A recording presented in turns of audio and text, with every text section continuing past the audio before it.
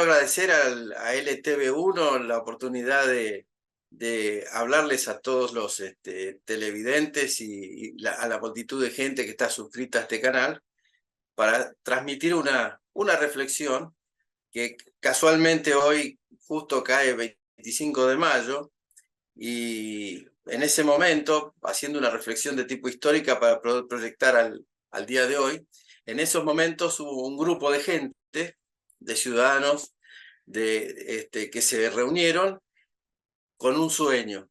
Tenían la idea de que una colonia de otro país podía tener autonomía, gobierno y finalmente constituir una nacionalidad y un Estado-nación. Ese sueño cristalizó y, como todos sabemos, luego de muy complejas situaciones, finalmente logró la integración del territorio nacional, logró la organización del Estado y logró un posicionamiento a lo largo del tiempo bastante significativo, por lo menos hasta principios del siglo pasado. Después de eso, la Argentina perdió sus definiciones estratégicas, porque pasaron cosas en el mundo que no fueron bien interpretadas por la élite en aquellos momentos a cargo del poder político, ¿no? Básicamente, hubo dos hechos a principios de siglo que fueron tremendamente fuertes, con consecuencias importantísimas para lo que es la Argentina, y que no fueron tomadas en cuenta, o más bien no es que no se debatieron, sino que finalmente el debate se orilló hacia otro lado. Una de ellas fue la Primera Guerra Mundial, donde el poder hegemónico comercial internacional que estaba focalizado en el Reino Unido en ese momento, pierde básicamente va perdiendo su soberanía, su supremacía, digamos, y no volvió a ser nunca la potencia que era antes de esa fecha. El segundo punto, que a nosotros nos afectó tremendamente y sin saberlo, digamos, porque en definitiva no se aceptó que eso iba a tener consecuencias para la Argentina, es en 1914, casualmente la misma fecha de la Primera Guerra, cuando se construye el Canal de Panamá y se desvía todo el comercio que venía para pasar al Pacífico por el sur, se desvía y pasa directamente por el norte a través de un canal manejado por los Estados Unidos, que es el país que pasa a competir directamente con la Argentina, casi en todas las cosas, desde ese momento en adelante. El segundo momento histórico en que se pierde el tren, por decirlo así,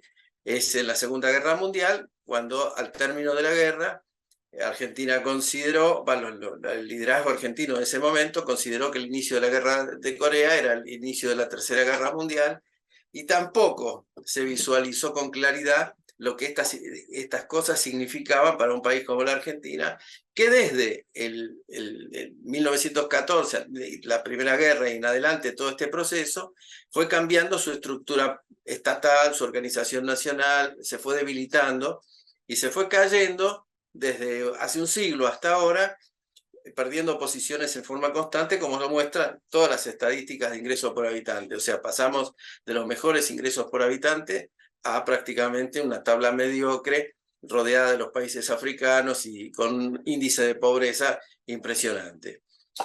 El problema que tenemos cuando se pierde eso es que en la Argentina se monta un sistema nuevo que en lugar de generar riqueza, se dedicó a exaccionar riqueza. Ese sistema yo lo llamo la cleptocracia. Con la cleptocracia nosotros estamos en una situación muy complicada porque todas las instituciones han sido distorsionadas, retorcidas, cambiadas, cualquiera que miremos, todas han sido rebajadas, debilitadas y en definitiva muchas de ellas prácticamente, aunque siguen existiendo, anuladas.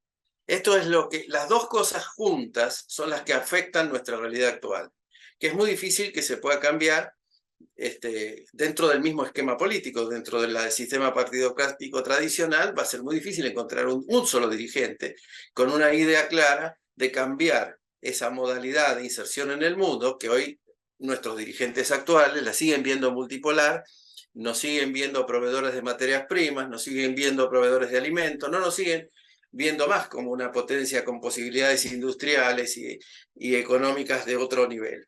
Y más en el mundo actual que es la sociedad del conocimiento. O sea, estamos perdiendo todo esto y esto no es una casualidad. Todo esto viene a foco de la disolución de ese Estado-Nación, justamente que se había soñado un 25 de mayo en 1810 y que cristalizó con la independencia en 1816 y muchos otros hechos en que hubo cierto intento de potenciar nuestras capacidades. Esto, hoy se habla abiertamente de la secesión del territorio y tiene bases porque no es que tiene bases deseables, pero tiene bases porque se ha transferido la riqueza de la nación a las provincias con los recursos naturales, el petróleo, las riquezas mineras, el subsuelo, el agua, todo se ha ido repartiendo a pequeños estados que son nuestras provincias y que esos estados ahora miran al resto de la nación y piensan, algunos de ellos ya lo manifiestan, y hay gente en la política que lo dice, bueno, si no existiera el Estado Nacional, podríamos ser un Estado independiente, por ejemplo, las provincias petroleras de Vaca Muerta, o podríamos ser las mineras del litio, o podría ser el Norte Grande, o podría ser la Patagonia con el mar, y todo eso, secesionado de la Argentina, se liberaría de los problemas que tiene el Estado-Nación y listo. Este es el verdadero plan de un país que no tiene una estrategia clara, porque al no tenerla nosotros, hay otros que sí las tienen sobre nuestros recursos, sobre las cosas que tenemos. Es decir, esta es la realidad. Entonces hoy estamos preguntándonos muy en serio, ¿qué nos queda de la Argentina? Porque en realidad este proceso que se inició en aquel día de 1810 y que llegó a ubicar a la Argentina en el cuarto o quinto lugar en el mundo, hoy está bastante disuelto y nuestro problema es reconstruir un Estado-nación suficientemente sólido como para poder encarar un desarrollo que abarque a la totalidad de los argentinos. Este problema no lo sabemos resolver porque nos falta voluntad nacional. Es decir, lo que realmente falta es eso. No es que la voluntad nacional se ve en las encuestas. No es que se analiza porque les gusta a la gente una cosa o les gusta la otra en el sentido político o social a veces, que intereses que están creados alrededor de este sistema cleptocrático, que en realidad lo que hace es instigar a un grupo en contra del otro y buscar la forma de que a ver quién tiene más y quién puede más, dentro de lo que es un esquema de disolución. Es decir, ahí está la cuestión. Es decir, la voluntad nacional, la voluntad de un pueblo de subsistir, de sobrevivir en el tiempo, de poder progresar y de hacer todo eso, es algo más amplio que el sentimiento momentáneo que a veces refleja una encuesta o una elección. Es mucho más que eso. Es la vocación constante de lograr objetivos más importantes, de crecer y de desarrollar un modelo mucho más amplio. Esto se ha visto en el pasado. O sea, la Argentina cuando hizo este desarrollo, lo hizo básicamente con gente que pensaba distinto. Pero pensaba distinto en cuanto a criterios de organización, en cuanto a intereses que estaban afectados, en un montón de cosas pensaban distinto. Pero había cosas en que pensaban igual. Por eso pudieron hacer el proceso de conquista del desierto, pudieron hacer, a pesar de que pensaban distintos, porque si uno mira la conquista del desierto de Rosas o la conquista del desierto de Roca, en definitiva son dos ideologías casi completamente antagónicas y sin embargo un mismo objetivo, que era la consolidación del territorio nacional. Eso no se discutía. Nadie discutía estas cosas. Se discutían unitarios y federales, la forma de organización, cómo se detentaba el poder, si el puerto dominaba económicamente o no, dónde se repartía la plata, pero no se discutía el desarrollo del país. Hoy se está discutiendo todo lo menor y nada de lo mayor. Y como dice un refrán muy antiguo, lo menor no engendra lo superior. Es decir, nuestro trabajo, el trabajo de mucha gente como ustedes en el canal, de mucha gente que escucha este canal también, porque sé que lo escucha es porque siente un valor por lo nacional. Es un trabajo complicado y lo tenemos que hacer entre todos, porque recuperar y desarrollar, especialmente desarrollar la voluntad nacional, que es una cosa invisible, pero que está dentro de toda la cabeza de la gente, ese es el trabajo que hay que hacer. Y no se hace únicamente con la docencia porque la tenemos destruida, tenemos que hacer una nueva docencia. No la podemos hacer con la política porque está destruido y hay un sistema electoral perverso generado por la cleptocracia para permanecer. Hay que cambiar ese sistema electoral y hay que generar conciencia en la gente que eso debe ser cambiado. y debe ser eliminado, si no, nunca vamos a tener un representante argentino, vamos a tener un ejército de ocupación que nos saquea, que es lo que hay. Entonces, si queremos cambiar estas cosas, tenemos que hacer un esfuerzo, pero diario, cotidiano, a cada minuto. Esto es una especie de contienda en la que el bando nacional, por encima de todas las ideologías, debería estar en debate y debería estar al frente de todas estas cosas.